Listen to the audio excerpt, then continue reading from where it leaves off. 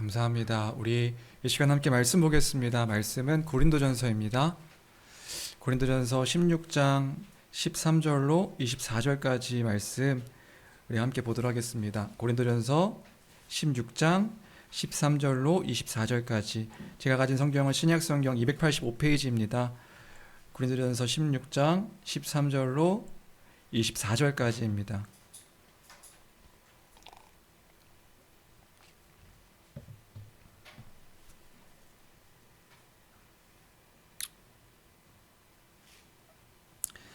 다 찾으신 줄 알고 한 목소리로 함께 읽겠습니다. 우리 주님의 말씀입니다. 함께 읽겠습니다. 시작. 깨어 믿음에 굳게 서서 남자답게 강건하라. 너희 모든 일을 사랑으로 행하라. 형제들아, 스데바나의 집은 곧 아가야의 첫 열매요 또 성도 섬기기로 작정한 줄을 너희가 아는지라. 내가 너희를 권하노니 이 같은 사람들과 또 함께 일하며 수고하는 모든 사람에게 순종하라. 내가 스데바나와 부드나도와 아가이고가 온 것을 기뻐하노니 그들이 너희의 부족한 것을 채웠음이라. 그들이 나와 너희 마음을 시원하게 하였으니 그러므로 너희는 이런 사람들을 알아주라. 아시아의 교회들이 너희에게 무난하고 아굴라와 브리스가와 그 집에 있는 교회가 주 안에서 너희에게 간절히 무난하고 모든 형제도 너희에게 무난하니 너희는 거룩하게 입맞춤으로 서로 무난하라. 나 바울은 친필로 너희에게 무난하노니 만일 누구든지 주를 사랑하지 아니하면 저주를 받을지어다. 우리 주여 오시옵소서. 주 예수 그리스도의 은혜가 너희와 함께하고 나의 사랑이 그리스도 예수 안에서 너희 무리와 함께할지어다. 아멘.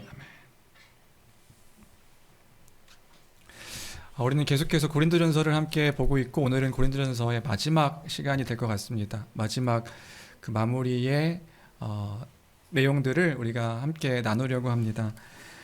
먼저 오늘 함께 우리가 나눠볼 말씀은요 13절에서 14절까지입니다. 오늘 본문에서 사도 바울은 고린도 교회 성도들에게 명령하고 있는 것을 볼 수 있습니다. 그 명령의 내용이 뭐냐?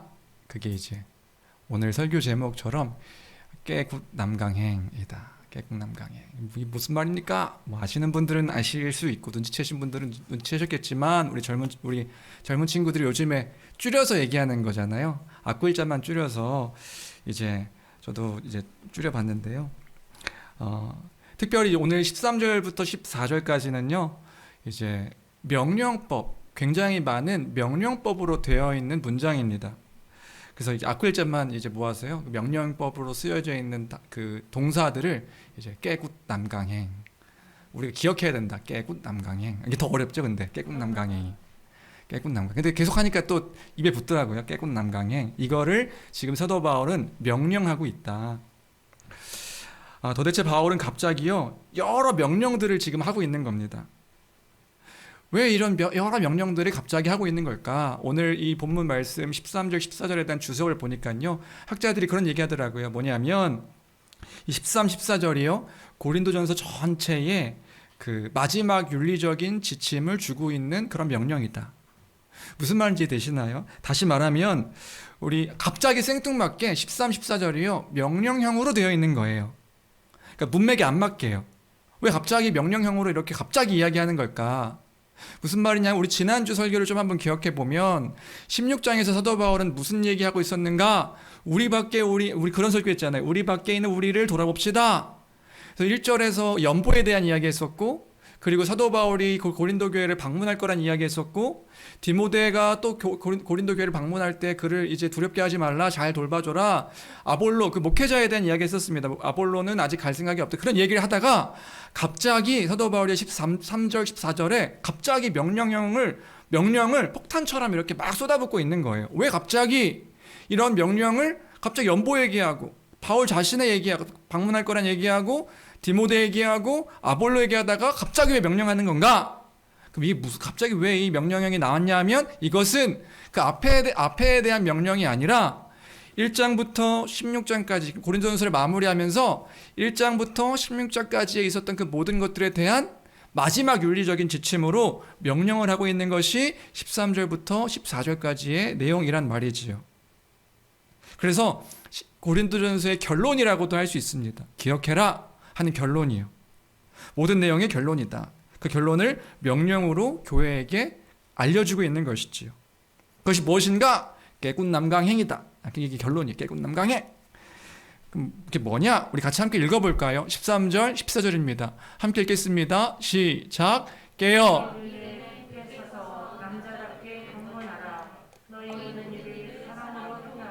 네, 이게 다 명령형이라고요. 그래서 오늘 이 명령법을 좀 하나씩 살펴보려고 하는데요. 첫 번째 명령은 뭐냐면요. 가장 먼저는 깨어라입니다. 깨어서 깨어라. 이 깨어라의 원어적 의미는 뭔가 봤더니요. 정신 차려라, 경계하라, 주의를 기울여라 이런 의미입니다. 교회여 깨어라, 정신 차려라, 주의 깊게 주의를 살펴라, 주의를 기울여라, 경계하라. 그 이야기를 하고 있는 거죠. 왜 이 이야기를 할까요? 우리가요 지금 길게 고린도전서를 봐왔지만 우리가 기억하면 고린도 교회 안에는요 너무나 많은 문제들이 산적해 있었습니다. 1장부터 16장까지요 다 문제에 대한 이야기들을 이야기하고 있었잖아요. 우리 고린도전서 좀 한번 정리해 볼까요? 고린도 교회 안에는 어떤 문제가 있었죠? 가장 먼저는 파당, 교회 안에 파가 나뉘어가지고요 바울파, 아볼로파, 게바파, 예수파 나눠가지고 싸우고 있었습니다. 누가 우리를 가르친 목회자인가? 누구에게 세례를 받았는가? 이것으로 교회 안에 막 분열이 있었다고요. 싸우고 있었다고요. 또 어떤 문제가 있었죠? 그 가르친 사람들이 그 세상에 십자가의 복음, 예수 그리스도의 복음이 아니라 그 사람들이 어떠한 그 철학, 어떠한 수사학, 어떻게 잘 가르치는가, 얼마나 지혜로, 세상의 지혜로 가르치는 것들을 따라서 그 사람들이 그걸 좋아했다고요. 예수 십자가의 복음, 그 복음이 중심이 아니라 얼마나 수사학으로, 그 당시에 유행했던 철학으로 잘 말하는지 그 사람을 쫓았던 거예요. 교회가요. 그런 문제도 있었고요. 또 어떤 문제가 있었죠? 교회 안에 음란도 있었습니다. 음란. 아버지의 아내를 성적으로 범하는 그런 음란의 문제가 교회 안에 있었다고요. 근데 이 교회가요 그런 음란의 문제가 있는데 그냥 내버려 두는 거예요. 그 사람이 교회 안에 있는데 건징하지 않는 거예요. 내버려 두고 문제가 있는데 그 문제를 해결하지 않는 거예요. 그런 문제가 교회 안에 있었고요. 또요 형제 간의 법정 소송, 형제들이요 싸우는데 다 법정으로 세상 법정으로 데려가는 거예요. 바울이 꾸짖죠. 너에게 그런 지혜가 없냐? 교회 안에 그걸 해결할 수 있는 지혜 있는 자가 없냐? 어떻게 성도를 법정으로 끌고 가서 그 법정에서 이걸 판결받게 하냐? 그런 문제도 있었고요. 가정의 문제도 있었고 결혼의 문제도 있었고요. 또요 8장에서 아디아포라 기억나시나요? 우상에게 바친 재물 먹어도 될까요 안 될까요? 귀신에게 바친 재물 먹어도 되느냐 안 되느냐? 우리 따지면 술 마시면 될까요 안 될까요? 우리 뭐 게임하고 오락하면 될까요 안 될까요? 그 문제 교회 안에서요 그것 때문에 갈등도 있었고요. 또요 사도권에 대한 문제, 성만찬에 대한 문제, 가정에 대한 문제, 은사에 대한 문제, 은사들이 나타나니까요. 부활에 대한 문제, 연보에 대한 문제.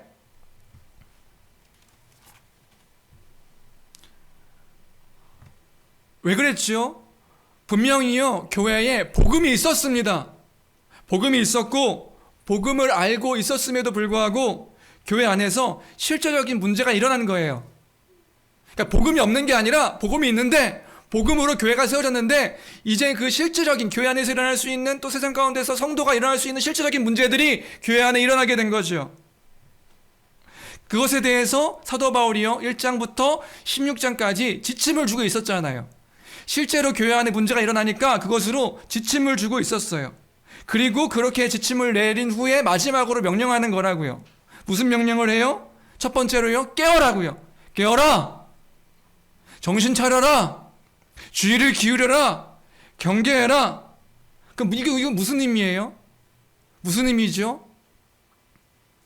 무엇을 잘하고 있는지, 무엇을 잘못하고 있는지, 지금 우리가 어떤 상태인 건지 복음 안에서 깨어서 그 복음으로 우리의 상태를 확인하고 다시 그 복음 안에서 그 진리 안에서 우리 상태를 확인하고 점검하고 경계하고 정신 차리고 주의를 기울이라고요. 이제 보세요. 복음이 있었다고요. 복음이 있고 그 안에 이제 바울이 떠나가자 교회 안에 실질적인 문제들이 일어난 거예요. 그럼 어떻게 해야 돼요? 깨라고요. 깨어서 다시 본질로 돌아가 주의를 기울여. 지금 우리가 무슨 문제인가? 어떤 지금 문제가 우리에게 있는 것인가? 무엇이 우리가 지금 놓치고 있는 것인가? 이것을 우리가 깨어 주의 깊게 살펴라. 지금 이야기를 지금 사도 바울은 교회에게 하고 있는 것이란 말이지요. 이 말씀을 듣는 우리도 항상 기억하길 원합니다. 고린도전서 결론을 지으면서 우리도 기억해야 되는 거예요. 어떤 걸 기억해야 되죠? 깨어 있어야 하는구나. 우리가 정신 차려야 되는구나. 그럴 수 있는구나. 고린도 교회가 문제가 많았어가 아니라 우리도 그럴 수 있는 거라고요. 우리가 뭔가 다른 것들에 복음이 분명히 있어요. 고린도 교회가 복음이 없지 않았다고 해서요. 고린도 교회에게 형제들아 라고 바울이 부르지 않지 않았어요. 불렀어요. 그들이 형제였기 때문이죠. 교회였기 때문이지요. 근데 그럴 수 있다고요. 어떻게 해요? 무언가 세상 가운데서 뭔가 우리가 어떤 것에 집중하게 되고 꽂히게 되면요, 우리는 충분히 그럴 수 있는 사람이라고요. 근데 우리가 뭘 기억해야 돼요? 깨어라! 정신 차려야 된다고요. 경계해야 한다고요. 귀를 기울여야 된다고요. 우리도요. 우리 교회도요. 충분히 그럴 수 있으니 이제 복음을 알고 있는 우리의 시작입니다. 우리도요, 그렇게 깨어서 마음을 다시 돌아보고 돌이키고 그 복음 안에서 다시 기억할 수 있는 우리가 되길 주님의 이름으로 축원합니다. 두 번째 명령은 뭐냐면요, 굳게 서라입니다. 굳게 서라. 이것도 명령형 동사로 되어 있는 거예요. 그럼 이건 무슨 의미냐? 말 그대로 서는 거예요. 딱 서는 단어예요. 확고히 서라, 굳건히 서라, 이런 의미를 가진 단어입니다. 그러면 이게 어디에 서라고 되어 있는 거죠? 지금 보니까 믿음 안에서, 믿음에 굳게 서라, 믿고 있는 바에서 굳게 서라. 첫 번째 명령이랑 이어져서 생각할 수 있는 거죠. 깨어서 정신 못 차리지 말고 정신 차려서 굳게 서라. 어디에요? 그 믿음 안에서, 너희가 믿고 있는 것 안에서 굳게 서라. 거기에 서라. 딱 서라는 거예요. 서라고요. 어디에서요? 그 복음 안에서요. 진리 안에서요. 깨어서 정신 차려서 다시 넘어져 있으면 굳게 서라. 믿음 안에서, 그리스도 안에서. 그러면요, 우리 생각해 볼까요? 그리스도 안에서 서라. 이거 무슨 의미입니까? 그냥 예수 생각하라는 건가요? 외치라는 건가요? 아니죠. 그런 의미가 아니죠. 그냥 예수만 생각하고 그냥 기억하라 이런 의미인가요? 아니죠. 그 복음 안에, 그 진리 안에 우리가 누구인지를 기억해야 하는 거란 말입니다. 하나님께서 지금 우리 교회 안에서 이루신 일은 무엇인지, 우리가 누구인지, 우리의 정체성은 어떤 존재인지, 지금 우리가 무엇으로부터 구원받은 자인지, 어떻게 구원받은 것인지, 지금 우리가 소망하고 있는 것은 무엇인지, 어떤 걸 바라보고 있는 자인지, 어떤 걸 기대하고 소망하는 자인지, 어떤 교회인지, 우리는 그 믿음 안에서 굳게 서야 하는 것이란 말이지요. 왜 이런 얘기를 할까요? 사도 바울이 지금 왜 고린도 교회를 향해서 이런 얘기를 하고 있는 걸까요? 고린도 교회가 여러 일들로 인해 가지고 지금 문제가 산적해 있는 거예요. 너무나 많은 일들이 교회 안에서 일어나고 있는 거예요. 그럴 수 있어요. 근데 뭘 놓치고 있는 거예요? 본질을 놓치고 있는 거라고요. 그들이 본질을 놓치고 있다고요. 고린도 교회는 사도 바울이요, 다른 교회와 다르게 오랫동안 같이 함께하며 사역했던 교회입니다. 1년 6개월 동안 함께하면서 복음을 가르치고 점검하고, 다른 교회 데살로니가 교회는 3주 같이 있었어요. 데살로니가 교회, 이런 교회들은요 짧게 있었어요. 근데 고린도 교회는요 1년 6개월 동안 함께하며 복음을 가르쳤던 교회예요. 그래서요 고린도 교회는 특별하게 은사도 많이 나타나고, 그 지혜, 그 십자가의 지혜도 풍성하게 알고 있고, 많은 것들을 누리고 있는 교회였다고요. 근데 그 교회에 무슨 일이 일어난 거예요? 엄청난 일들이 일어나고 있었던 거예요. 왜 그랬을까요? 왜 그런 일들이 일어날까요? 누구보다 잘 알고 있는 고린도 교회가 왜 이런 일이 일어났을까요? 본질을 놓치니까요. 본질을 놓치고 있으니까요. 그 본질이 뭔데요? 진리요. 우리가 믿고 있는 그 진리요. 그래서 그 지금 사도 바울은 그 얘기를 하고 있는 거란 말입니다. 믿음 안에서 굳게 서라. 깨어서 믿음 안에서 굳게 서라. 너희 서라 이제. 우리는 그 행하는 진리 위에서 일들을 하고 있는 것인가? 너희가 그 믿음 안에서 굳게 서라. 우리가 지금 이 일들을 통하여서 우리가 함께 고백했던, 그 교회를 고백했던 주의 영광을 위해 먹든지 마시든지 무엇을 하든지 하나님의 영광을 위하여 하라 했던 그것에 하고 있는 것인가? 그 일들로 인하여서 지금 이 일들을 하고 있는 것인가? 믿음 안에서 굳게 서라. 우리도 그렇습니다. 우리가요, 믿음 안에서, 우리가 믿고 있는 것 안에서 굳게 설 수 있는 교회가 되기를 주님의 이름으로 축원합니다. 우리 교회는 아직 뭐 큰 문제들이 있지 않아요. 근데요, 처음 그 고린도전서 얘기할 때 그런 얘기했죠.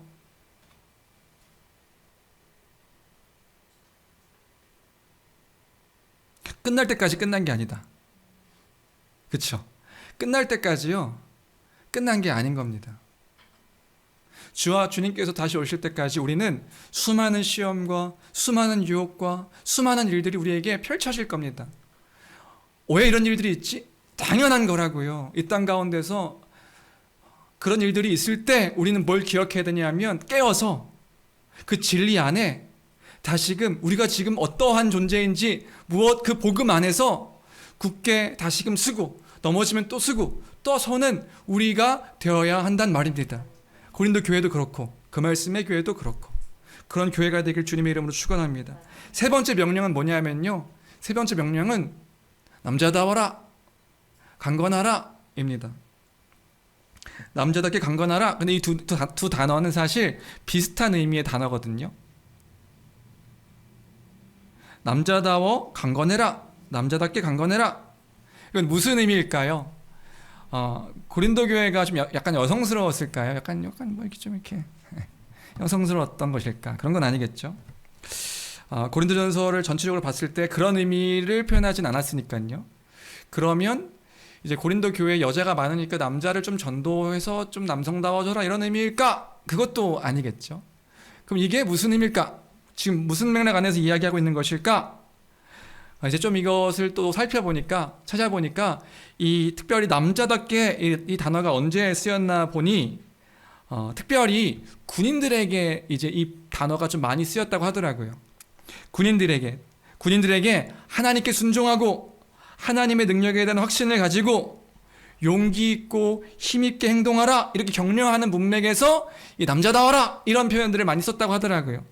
그럼 어떤 의미지요? 교회에게 지금 무슨 말하고 있는 거죠? 교회에게 남자다워라, 강건하라 이 말은 그 어떤 의미인 거예요? 하나님의 약속과 그 뜻, 그 의심하지 말고, 그 가운데서 의심하지 말고 흔들리지 말고 용기 있게 힘 있게 담대하게, 우리가 그 주님의 뜻에 있으니 이게 맞나? 이렇게 살아가는 게 맞나? 그 주 뜻 안에서 이렇게 살아가는 게 우리가 맞는 건가? 염려하는 것이 아니라 우리가 소망하고 있는 것들, 붙잡고 있는 것들, 그 일들을 하라고, 용기 있게 힘 있게 그 명령에 순종하여 나아가 하라고 지금 명령하고 있는 것이란 말이지요. 교회에게 말하고 있는 게 뭐예요? 남자다워라, 강건하라, 용기를 가져라 이런 의미예요. 용기를 가져라. 우리 군인들의 이미지를 떠올려 볼까요? 이 단어가 그 군인들에게 많이 쓰여지고 있다고 하니까요. 군인은 어떤 존재죠? 물론 지금 군인들은 약간 뭐 오합지졸이긴 하죠. 뭐 이렇게 모르겠어요. 군인 저 때도 별로였는데 지금은 더 별로인 것 같고, 군인들, 근데 원래 군인은 어떤 이미지죠? 네, 전쟁하는 겁니다. 전쟁할 때 어떻게 해요? 대장이요 돌격 앞으로 하면 가는 거예요. 자기 뜻대로 움직이는 자들이 아니라 군인들은요, 그 지휘관이 명령하면 그 명령에 순종하여 앞으로 가는 자들이 군인인 거죠. 교회에게 그 얘기하고 있는 거예요. 그 교회를 군인처럼 생각하며 이야기하고 있는 거예요. 뭐라고요? 강건해라. 그 힘을 다하여 용기를 갖고 그 일들을 감당해라. 주님의 뜻과 명령이 있습니다. 말씀이 있습니다. 그때 우리의 모습은 어떠해야 됩니까? 네, 용기를 가져라. 그렇게 명령하고 있는 거예요. 담대해라. 명령하고 있는 거예요. 주의 뜻이니 명령 1장부터 16장까지 그 주의 뜻을 따라 가르침을 주었습니다. 그러니까 어떤 이야기 했었죠? 부활에 대한 이야기 했었어요. 그 부활, 사람들이 부활이 어딨냐? 막 그렇게 얘기했다고요, 교회에게. 근데 부활이 우리의 소망이냐? 다른 사람들이 뭐라고 하든지 그것에 마음 흔들리지 말고 염려하지, 이게 맞나? 이게 맞는 건가? 그게 아니라 주님 말씀하셨으니 그 말씀에 순종하여 나아가는 겁니다. 강건해라, 남자다워라. 이 표현은 더 여성스러우니까가 아니라 용기를 가져라 이런 말이라고요. 은사가 뭐죠? 그리스도의 영광의 분깃을 나눠주는 거예요.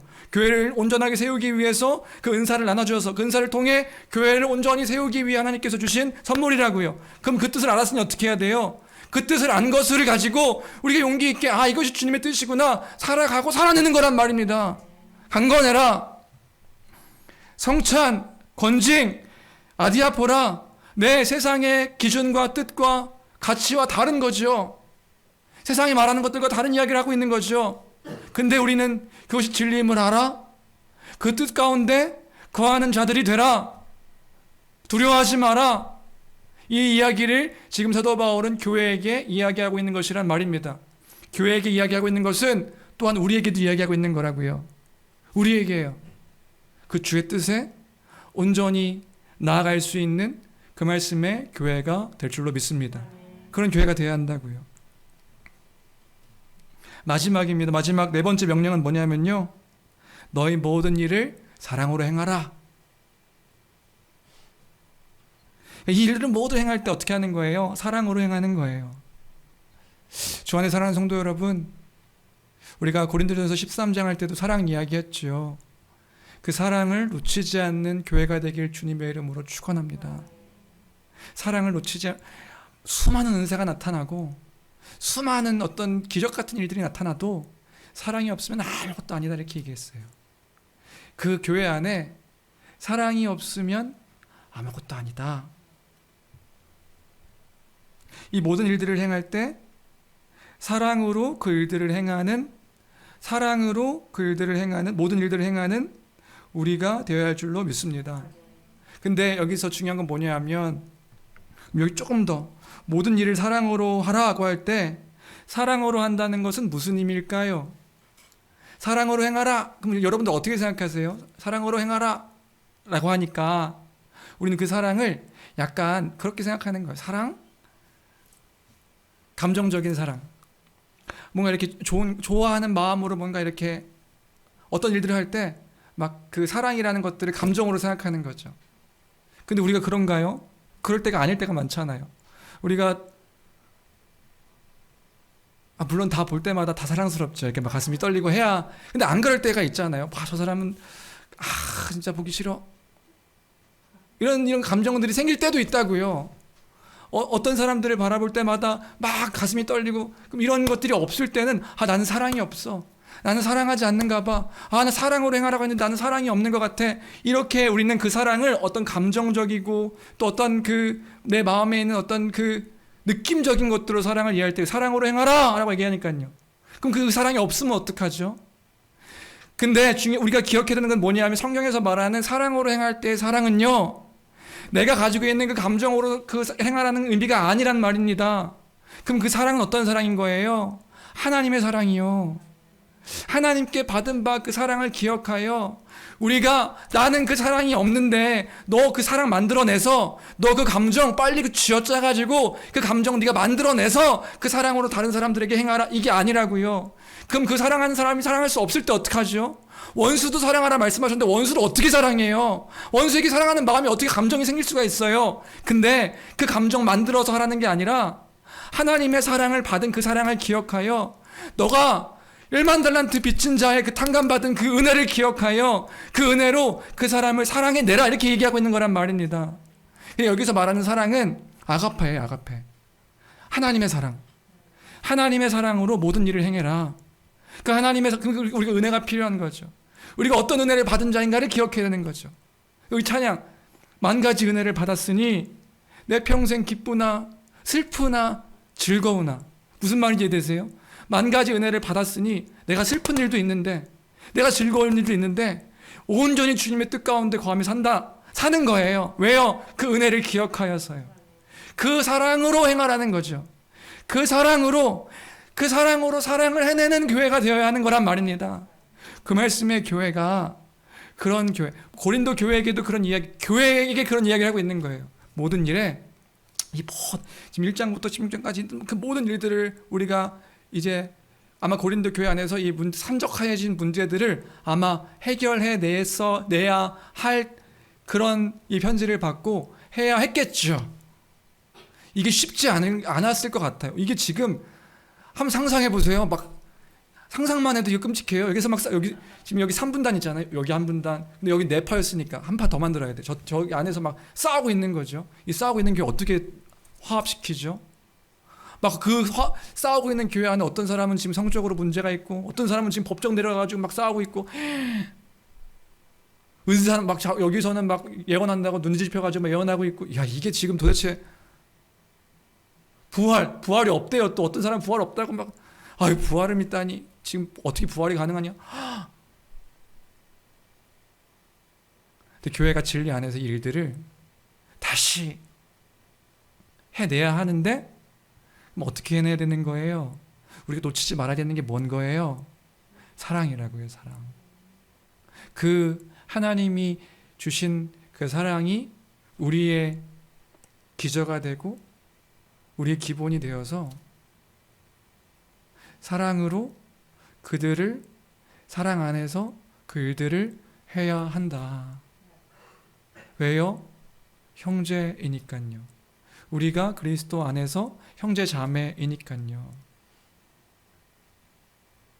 이 사도 바울이 고린도 교회를 향한 그 명령이 또 우리를 향한 명령임을 기억하여 순종하는 그 말씀의 교회, 우리 모두가 되길 주님의 이름으로 축원합니다. 그래서 뭐예요? 사랑으로 모든 일을 행하라. 사랑으로 모든 일을 행하라. 그래서 명령이 뭐냐면 깨굿 남강행. 그렇죠? 깨굿 남강행. 모든 것들을 우리가 그 주의 말씀 앞에서 그 뜻 안에서 이제 실제적인 우리의 삶 가운데 하나씩 하나씩 그 일들을 이뤄 나가는 그 말씀의 교회 되기를 주님의 이름으로 축원합니다. 예방주사 놓는 거예요. 예방주사. 무슨 예방주사냐면 이제 우리 모여야 되거든요. 이제 우리 그거 아세요? 실제로 우리는요 그렇게 많이 모인 교회가 아닙니다. 설립을 기점으로 아마 더 모이고 어떤 일들을 이제 같이 해야 할 일들이 생기겠죠. 그러면 우리 고린도전서에서 나왔던 이 내용들을 우리가 잘 하나씩 하나씩 기억하면 좋겠어요.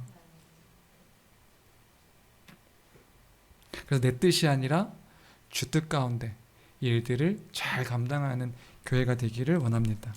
그래서 뭐라고요? 깨굿 남강행. 네, 깨굿 남강행. 깨굿 남강행만 기억하면 안 되지만 어쨌든 깨어서 굳게 깨어 굳게 서서 믿음 안에 굳게 서는 거죠. 남자처럼 강하고 이건 이제 용기를 내서 그 일들을 이제 하라는 거고요. 사랑 안에서 행하라 모든 일을. 그런 교회 되기를 원합니다. 그리고 다음은 이제 15절부터 18절까지인데요. 오늘 여기까지만 좀 보려고 합니다. 15절부터 18절까지 우리 같이 함께 읽어볼까요? 15절부터 18절까지 함께 읽겠습니다. 시작. 형제들아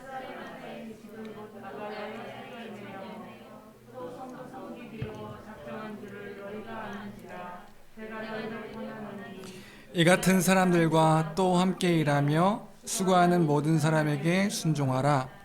내가 스데바나와 부드나도와 아가이고가 온 것을 기뻐하노니 그들이 너희의 부족한 것을 채웠음이라.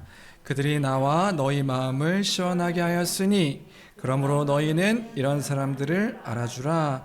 15절부터 보면 스데바나라는 사람이 나옵니다. 스데바나가 누군가? 오늘 본문에서도 말하고 있고 고린도전서 1장 16절에서도 이제 등장하는데요. 바울이 처음 고린도 교회에 가서 복음을 전했을 때 이제 처음 믿었던 그 가정, 그 사람이 스데바나였던 것 같습니다. 우리로 따지면 누구냐면 개척 멤버. 그러니까 그 고린도 교회 처음 개척할 때에 처음 믿었던 사람이 스데바나였다.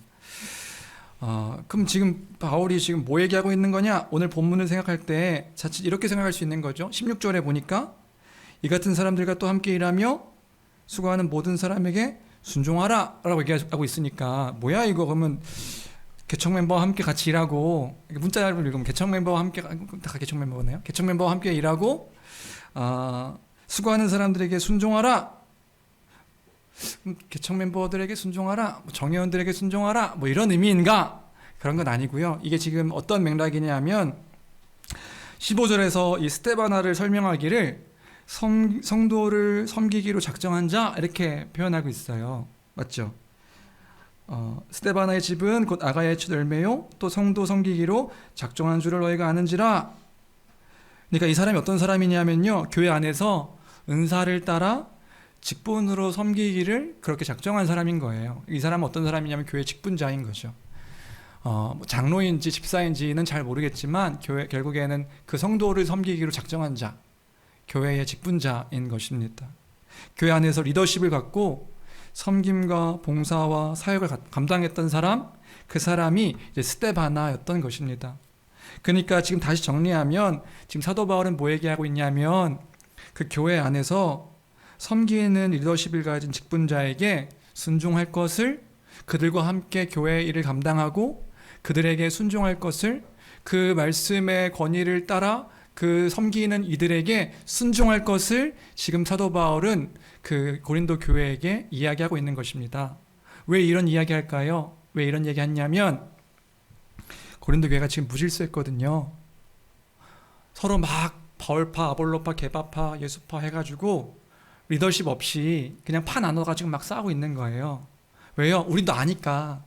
나도 알아. 우리 지금 누가 가르쳐줬는데 우리도 다 알고 있어. 그러니까 교회 안에 있는 리더십, 특별히 스데바나가 교회를 섬기는 그 직분을 맡아서 교회를 섬기는 사람이었음에도 불구하고 교회 안에 그 리더십이 다 무너지는 거죠. 권위에 순종하는 것들이 교회 안에 무너져 있는 거죠. 그 교회를 향해서 지금 얘기하고 있는 것은 뭐냐면 그들과 함께하고, 누구에게요? 교회를 섬기고 있는 직분, 그 은사를 따라서 그 직분을 감당하고 있는 그 말씀 가운데서 그들을 감당하고 있는 자들과 함께하고, 싸우는 것이 아니라 그들이 중심이 돼서 함께하고 그들에게 순종해라, 그 이야기를 하고 있는 것이란 말이지요.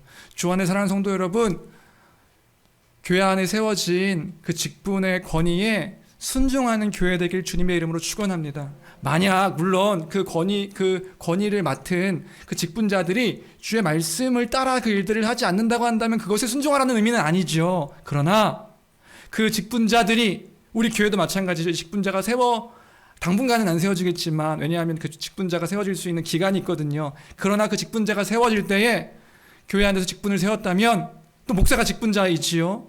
그 말씀을 따라 그 일들을 감당하는 그 일들 안에서 그 교회의 질서와 그 권위로 세워진 권위에 순종하여 그 권위 안에서 주의 나라의 그 온전함을 드러내고 나타내는 그런 교회가 되어야 된다, 이 얘기를 하고 있는 것이란 말입니다. 그 말씀에 내 뜻과 내 생각과 내 마음은 혹 아닌데 그것이 주님의 뜻이라면 순종할 수 있는, 그 말씀에 순종할 수 있는 그런 교회가 되기를 주님의 이름으로 축원합니다. 목사 말 잘 들어라, 이거 아닌 거예요. 오해하지 마. 물론 목회자가 그 말씀 안에서 그 일들을 권면하고 또 하면 그 말에 순종하는 거죠. 직분자라는 그 직분에 순종하는 것이 아니라 그 하나님께서 세우신 그 말씀의 권위 아래서 그 말씀의 권위에 순종하여 그 무질서한 교회가 질서로 그 권위에 순종하는 것을 따라 질서를 세우는 것이 주님의 뜻인 것이란 말입니다. 그 말씀에 순종하여 주님의 교회를 온전하게 세우는 그런 교회 되기를 주님의 이름으로 축원합니다. 그러니까 그 직분자를 위해서도 기도해 주셔야죠.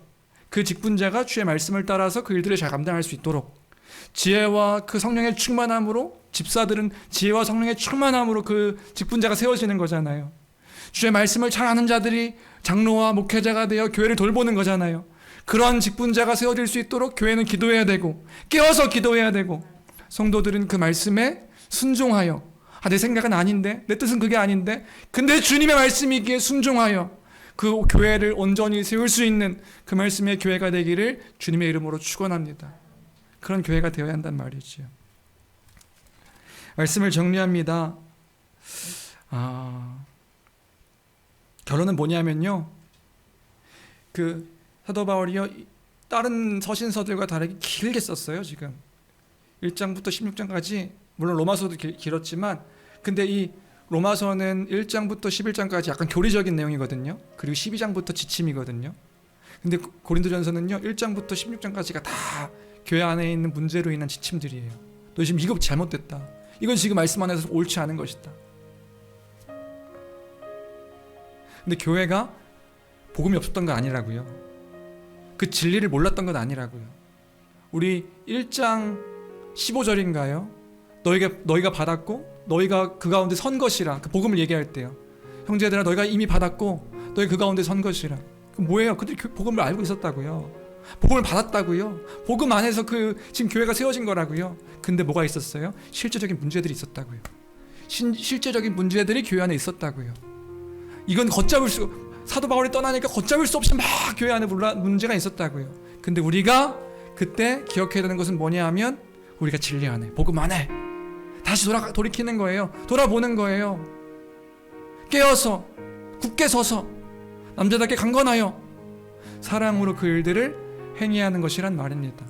주께서 세우신 그 말씀을 따라 세우신 그 건의의 그 말씀과 그 직분자들과 함께 교회가 온전히 서야 하시는 것, 그것이 주님께서 이 교회를 통하여서 그 만물을 충만하게 하신 그 충만함이 어떤 것인지를, 그러니까 세상은 그것들이 깨어져서 돌아가지 않는다 할지라도 교회는요 다시 넘어지면 일어서는 거예요.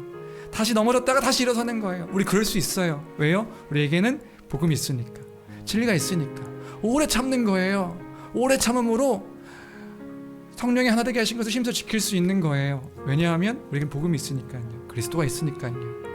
그런 교회 되기를, 그런 교회로 세워지기를 주님의 이름으로 축원합니다. 우리 그 말씀을 기억하며 우리 찬양 함께 고백했으면 좋겠는데요.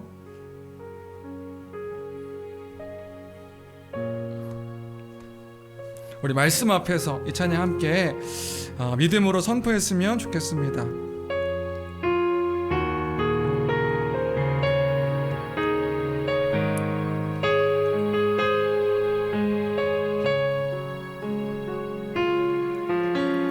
말씀 앞에서 경외함으로 주께 홀로 섭니다. 생명의 말씀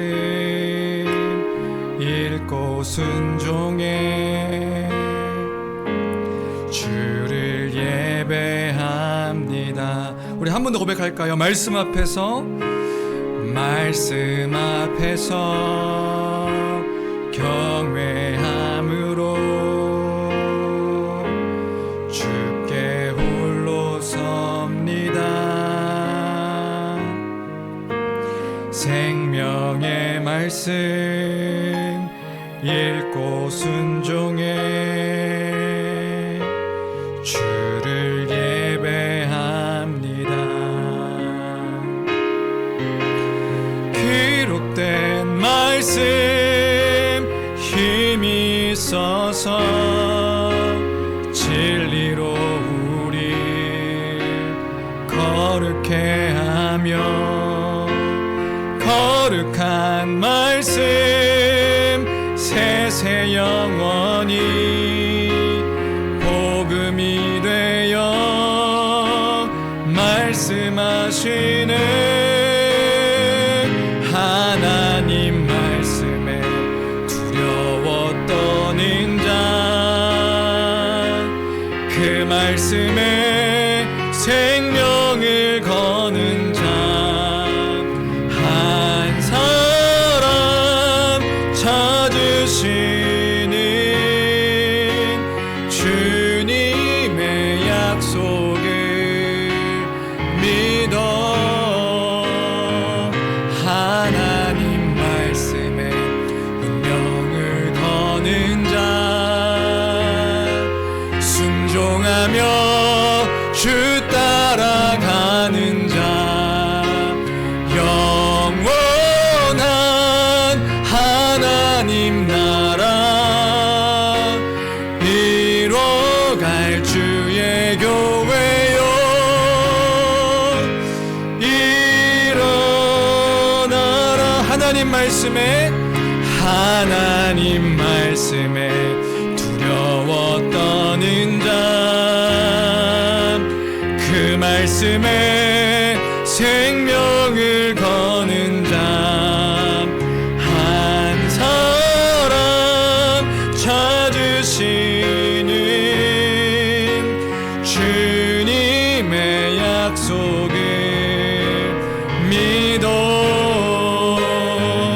하나님 말씀에 운명을 거는 자,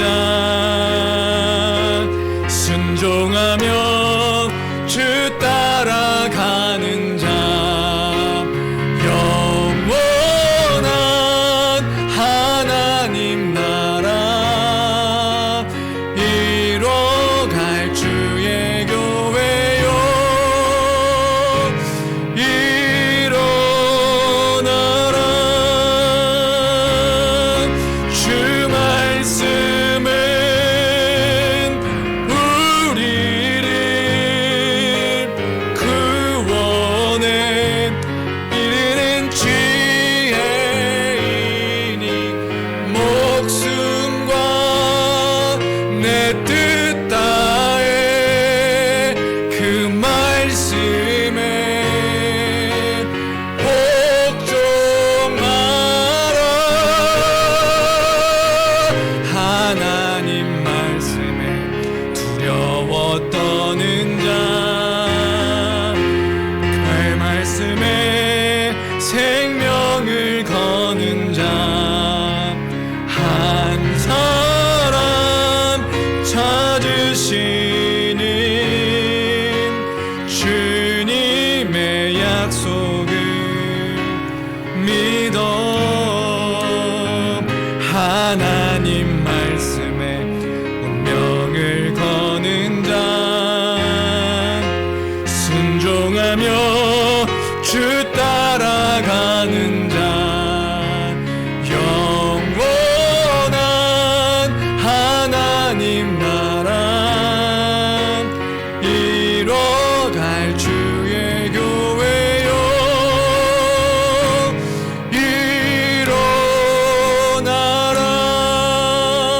일어나라. 이 시간에 기도했으면 좋겠습니다. 기도할 때에 하나님 우리에게 그 은혜를 허락하여 주옵소서. 주님 우리에게 그 믿음 허락하여 주옵소서. 그 말씀에 순종하여 깨어서 굳게 서서 간권하여 주님 그 진리 안에서 사랑으로 이 모든 일을 감당할 수 있는 그런 우리가 되게 해달라고, 그 진리를 잊지 않는 우리가 되게 해달라고, 그 복음 안에 서 있음을 잊지 않는 우리가 되게 해달라고. 수많은 일들 가운데 쓰러질 수도 있고 넘어질 수도 있지만 다시 기억하고 다시 기억하여 그 말씀 가운데 소망케 하신 것들을 바라보는 우리가 되게 해달라고, 내가 되게 해달라고. 이러한 기도의 제목으로 함께 기도하며 나가도록 하겠습니다. 함께 기도하시겠습니다. 존귀하신 하나님 아버지, 은혜와 사랑을 감사합니다. 하나님 아버지, 죽을 수밖에 없는 이들을 사랑하셔서, 아버지 그런 나를 사랑하셔서 주님 예수 십자가의 보혈의 공로로 우리를 구원하시고 그 구원으로 말미암아 주님 이 모든 것들을 소망케 허락하신 그 복음을 기억하는 아버지 우리가 되게 허락하여 주옵소서.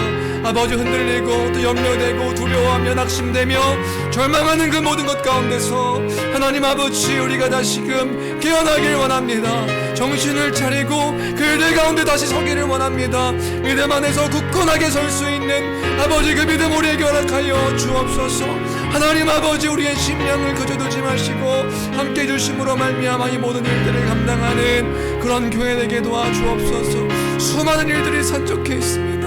어떻게 해야 될지 알지 모를 때에 주님 우리가 어떠한 존재인지를 기억하는 아버지 우리가 되게 도와주옵소서. 주님 이 교회 안에, 주님 특별히 가정 안에, 우리의 삶 가운데 그 모든 일들 가운데서 하나님 아버지 주께서 이뤄가실 것들을 기억하며 주님 우리와 함께 하시니, 주님 우리와 함께 하시니 주님 이 모든 일들을 주께서 감당하고 계심을 기억하며 주님 이 모든 것들 가운데 그 구원을 이루셨음을 기억하며 우리에게 영원한 소망이 있음을 또한 기억하며 주의 다시 오심을 바라보며 살아가는 우리가 되게 도와주옵소서. 하나님 아버지 우리의 눈이 이 땅에 머무르지 아니하며 주님 영원하신 그 하늘에 계신 우리 아버지 하나님께 초점을 맞추기를 간절히 빌고 원하옵나이다. 주여 도와주시옵소서. 아버지 하나님 도와주시옵소서. 아버지 하나님 은혜 허락하여 주시옵소서. 우리가 기도할 때임을 또한 기도합니다. 기억합니다. 하나님 아버지 기도할 때에 주님 오늘도 아버지 하나님 은혜 가운데 우리를 은혜로 부어주셔서 주님 은혜가 필요합니다. 주의 은혜가 필요합니다. 주의 도우심이 필요합니다. 주님 그 주께서 함께 하심을 더 분명하게 붙잡을 수 있도록 도와주옵소서.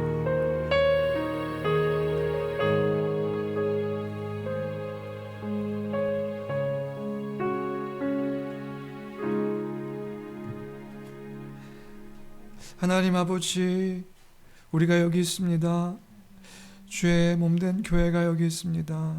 하나님 아버지, 그 복음이 우리에게 있음을 기억하며, 그러나 그 복음 안에 있는 우리가 또 많은 문제들이 산적해 있음을 바라봅니다.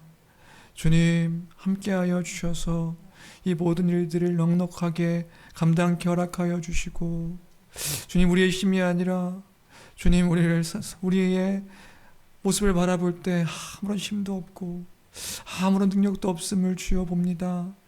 주님, 날마다 은혜 허락하여 주셔서 넘어지고 자빠지면 다시 세워주시고, 그 세워주심 따라 주께서 맡겨주신 이 땅에서의 삶의 일들을 잘 감당하고 그 주 앞에 설 수 있도록 도와주옵소서. 우리에게 그 소망이 있음을, 주님, 그 조롱하는 또는 비웃는 그 사람들 앞에서도 우리가 두려워하지 아니하며 용기 있게 주님께서 명령하신 그 뜻을 따라 강건하게 나아가는 우리 되길 원하옵나니, 아버지 하나님, 은혜 허락하여 주옵소서. 우리를 지켜 보호하여 주시옵소서. 함께 주심을 믿고 또 함께 하심을 믿고 감사드리며 귀하신 우리 주 예수 그리스도의 이름으로 기도합니다. 아멘. 아멘.